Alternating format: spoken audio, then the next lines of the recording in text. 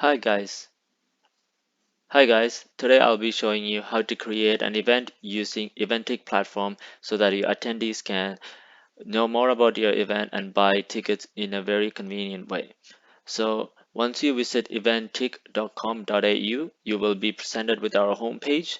From there, you can click on create event, which will then redirect you to a login page. Here you can provide the username or email address followed by your password if you have already an account with us to log in, or you can click on register now to provide information to log in instantly. Once you have created an account, you press sign in, then you use your login information to log in, which will then redirect you to your My Account page.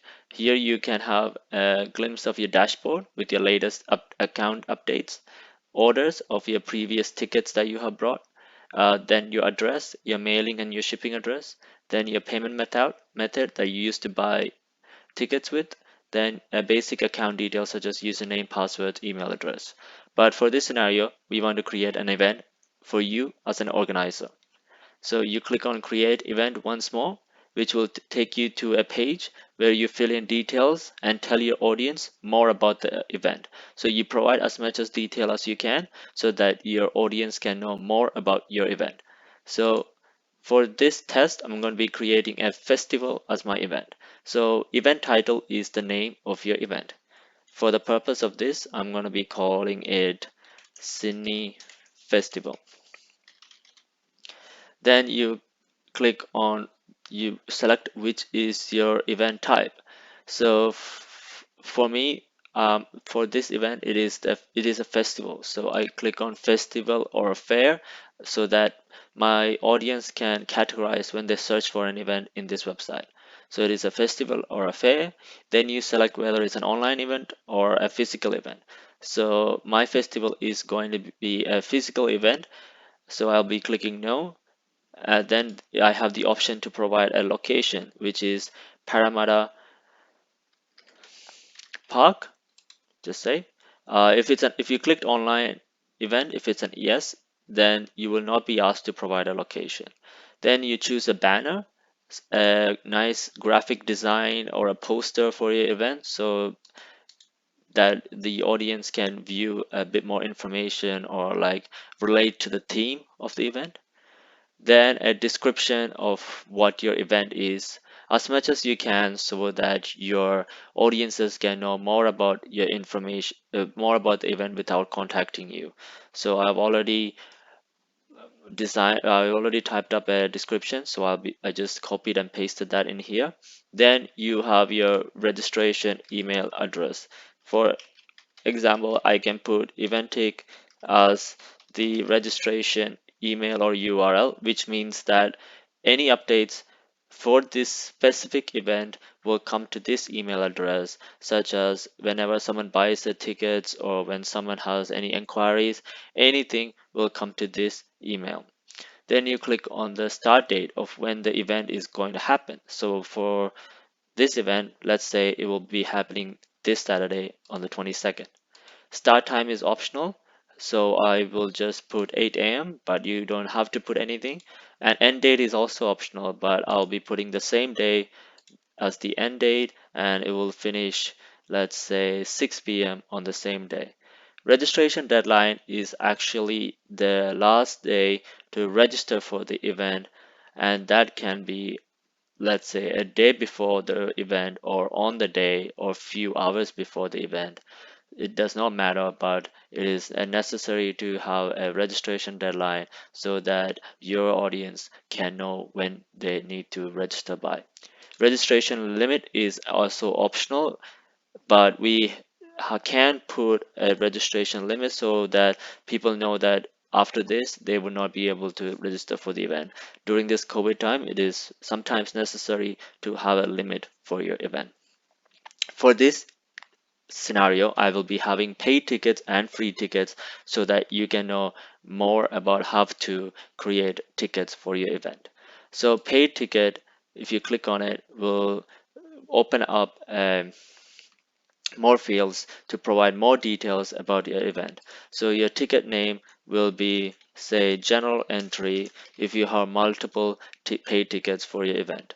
So I already have 200 as my registration, and my ticket quantity can be 100 for, let's say, paid ticket. And so that means 100 tickets can only be sold for general entry. This can be later edited. All these event details can be later edited from your dashboard. Ticket price, let's say $50. Sale starts today, so that's when tickets can be start when audiences can start buying your tickets. The sale start time, let's say it already happened. Say it started at 9 a.m. and sales end date is when same as your registration date, or it can be different to your registration date depending on when does different tickets end.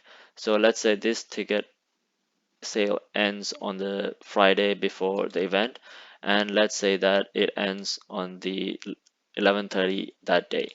If you go to settings, you can provide more information about the ticket, and let's say the description is for this ticket is that um, anyone can visit the stalls, but rides are separate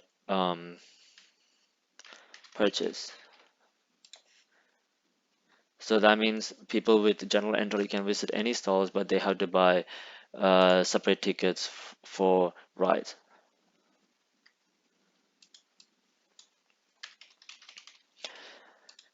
If you click here, that means your description will be shown on the event page, or you can click no. Then fees paid by attendees or organizers, in this case will be the organizer.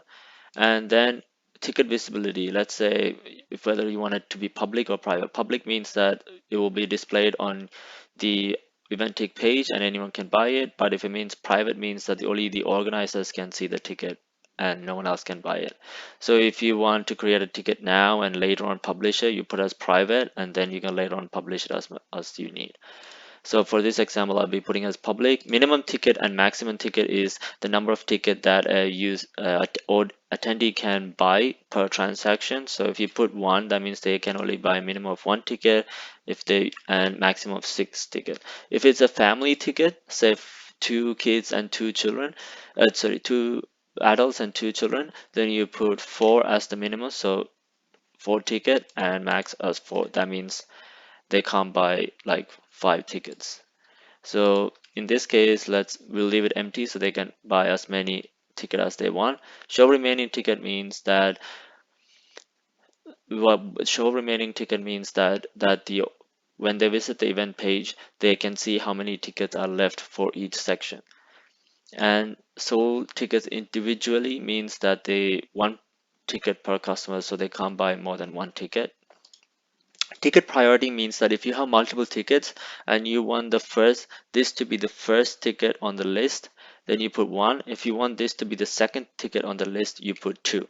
So we'll put since we only have, let's say there's 3 tickets, so we put that this as the first ticket on the list. So we done that, and we can create one more paid ticket. Say this is VIP, a family ticket. There is 50 of this, and ticket price is 100. We can say the start date is the same. I'm gonna run through this.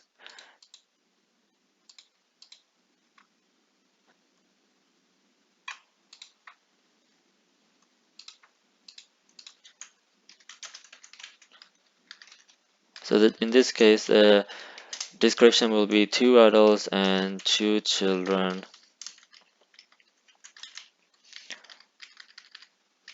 under 12.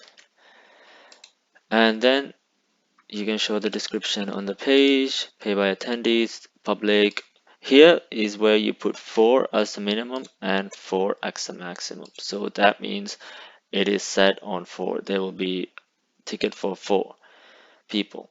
And show remaining tickets, yes, and ticket priority is 2. Now that is how you create paid tickets. You can create multiple paid tickets for multiple different categories for your event by just clicking the button. But for this example, we will only have 2. The next thing is we create a free ticket for this scenario, say one for volunteers. The ticket is 50 because we only, so total registration is 200. We already did 100 for the first one, 50 for the second one. Then this is the 50. So it's the same as the previous one. State date is we can put anytime. Then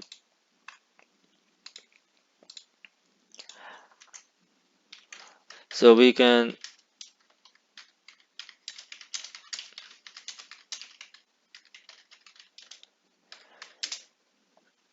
so this can be used for maybe registration purpose and to track how many volunteers registers.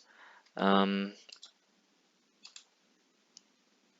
and say no access to stalls or rides because they're just volunteers.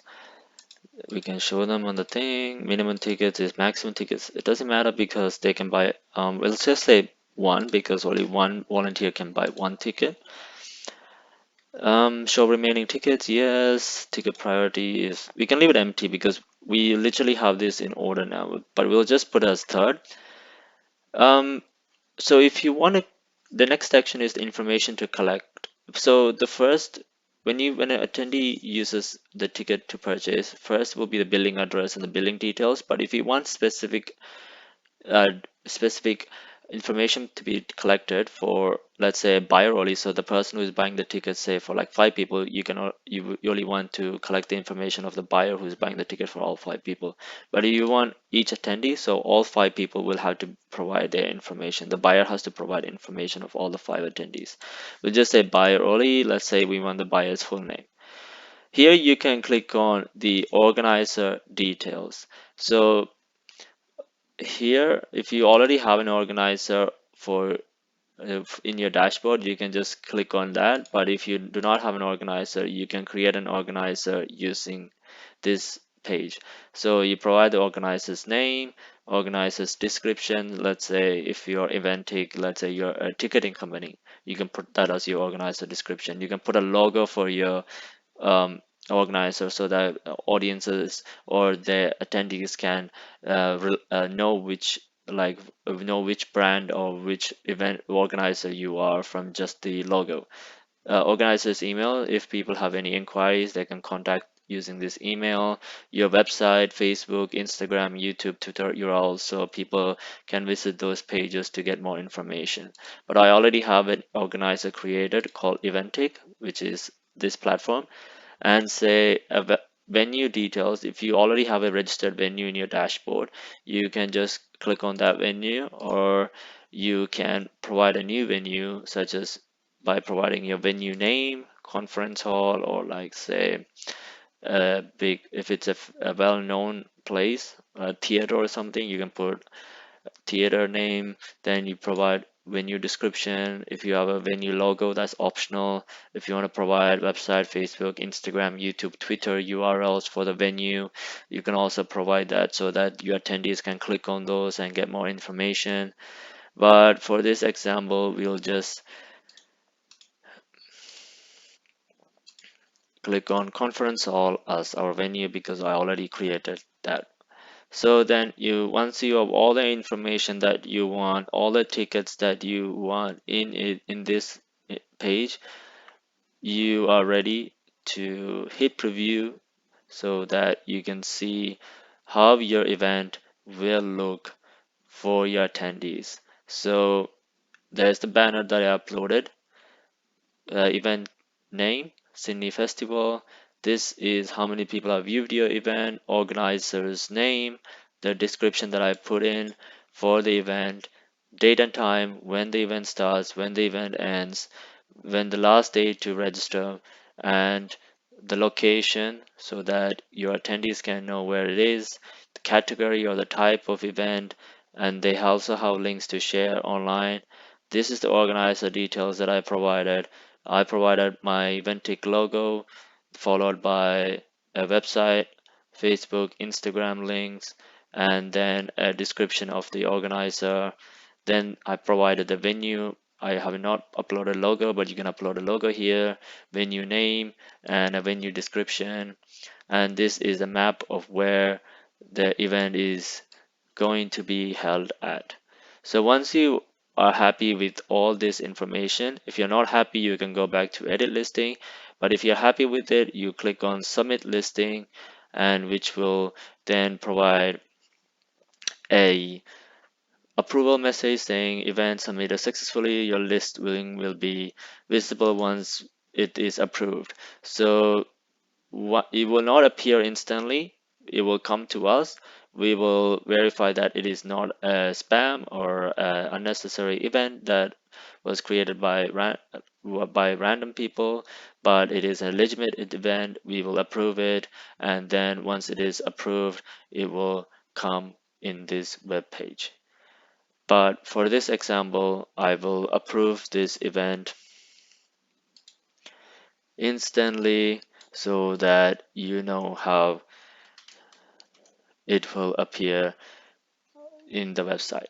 So once I logged in to the once I have looked at the event, I approve the event.